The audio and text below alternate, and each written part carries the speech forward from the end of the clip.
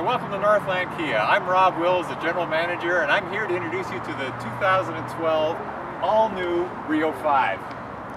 Kia set some very high goals when they developed the new Rio 5. These include a sporty new appearance, increased safety, and very impressive fuel economy.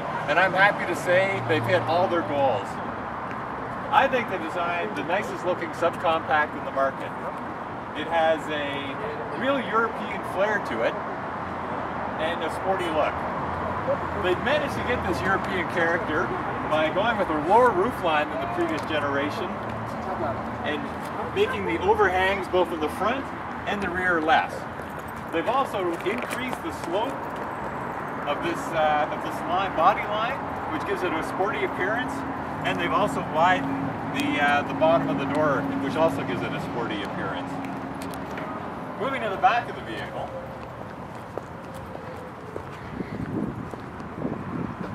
the wide low stance gives it a real sense of stability and strength. The spoiler adds to the sporty appearance, and it also reduces the aerodynamics, which contributes to the excellent fuel mileage the new Rio 5 can give you. The bumper also has a bold appearance, and the taillights are nicely integrated to give you that European look that Rio was going for with the design. 2012, Kia has gone to the grip type door handle, which makes them much easier to operate, and they're nicely integrated into the body line. The new Rio is available with 4 different sized wheels, including these beautiful 17-inch ones that are found on the luxury model. The side mirrors now have repeater lights on them, which I think really adds to the appearance and also makes the vehicle safer because it's easier to see when you're changing lanes. They're also more aerodynamic, which again helps to contribute to the excellent fuel mileage that the Rio provides. Moving to the front,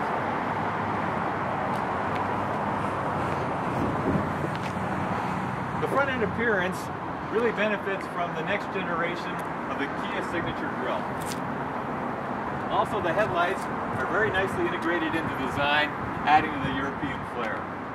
To give the vehicle a sense of being lower with a more aggressive stance, Kia has moved the fog lamps out to the very corners of the vehicle and also down low. The vehicle also has a sporty little lip on the front and a big front bumper to give it a strong appearance. So opening the hood, we see the heart of the new Rio. So all 2012 Rios come with a 1.6 liter double overhead cam engine. While it's the same size as the outgoing engine, it has really nothing else in common. For one thing, this new engine produces 138 horsepower, which is the best in class horsepower.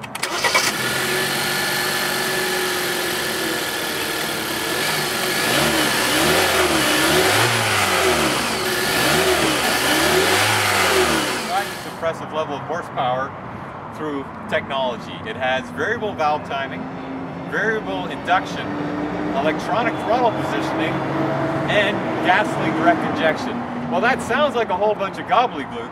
What it means is Kia can provide a high level of horsepower with excellent fuel mileage. The other thing that helps contribute to Kia's excellent fuel mileage is regardless of whether you like the sportiness of a manual transmission or the convenience of an automatic, both transmissions have 6 speeds.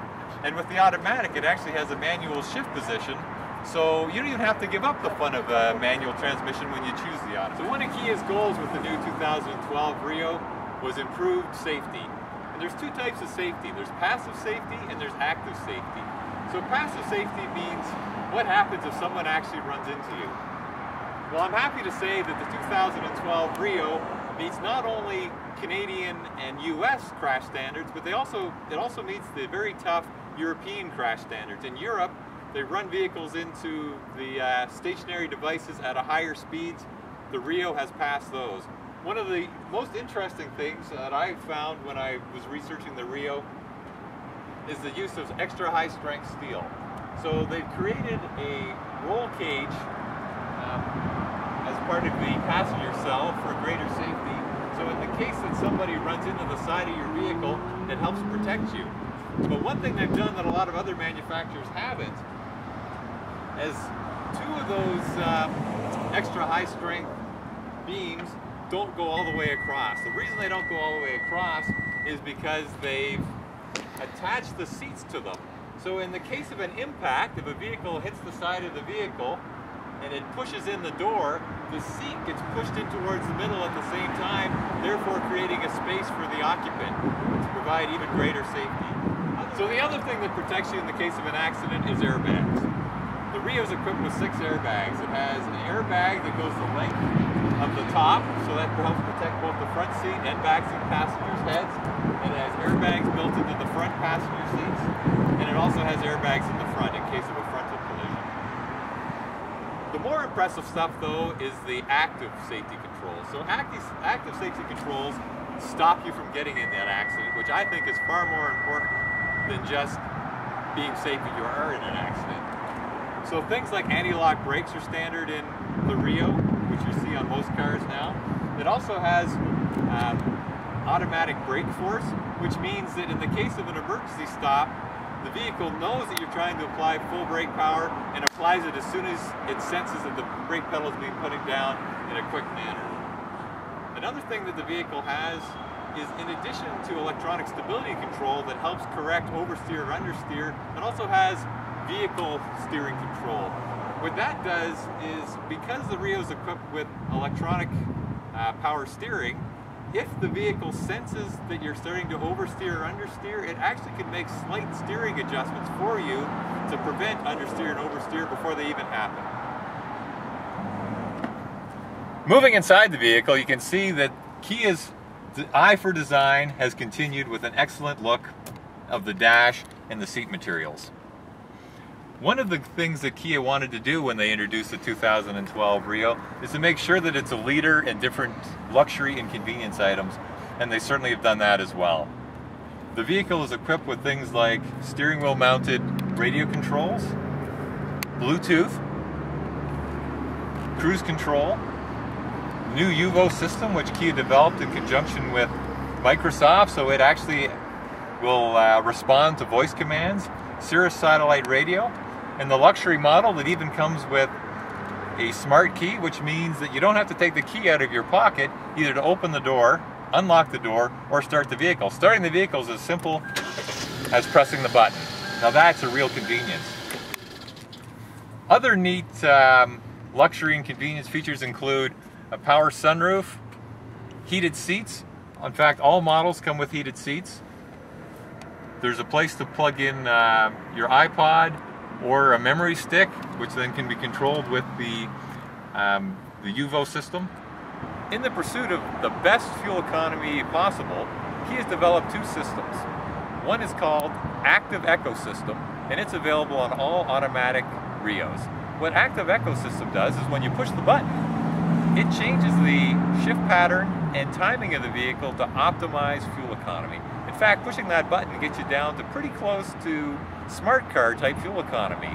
Now the only downside is pushing the button does lower the performance of the vehicle, but you'll still be a lot faster than a smart car. The other system that Kia has is an option on LX models, and it's called the Eco Package. What the Eco Package gives you is start-stop technology and a smart alternator. What the start-stop technology does is when you pull up to a stoplight and it's red, the vehicle will actually turn itself off when you've taken your foot off the gas pedal and put it on the brake. As soon as you take your foot off the brake, the vehicle restarts. So there's no real lag that you're going to notice, just the savings in fuel from idling at stoplights and at the line, in the line for your Tim Hortons coffee. Now that technology is available on other vehicles, but only on other vehicles that are priced considerably higher than the Rio. What the smart alternator does to save fuel is it disconnects the alternator from the engine in times when there's lots of demand on the engine. So when you're going up a hill, the alternator doesn't charge the battery. It would charge the battery instead when you're going down the hill. Therefore, the horsepower is used for going up the hill and also saves some fuel.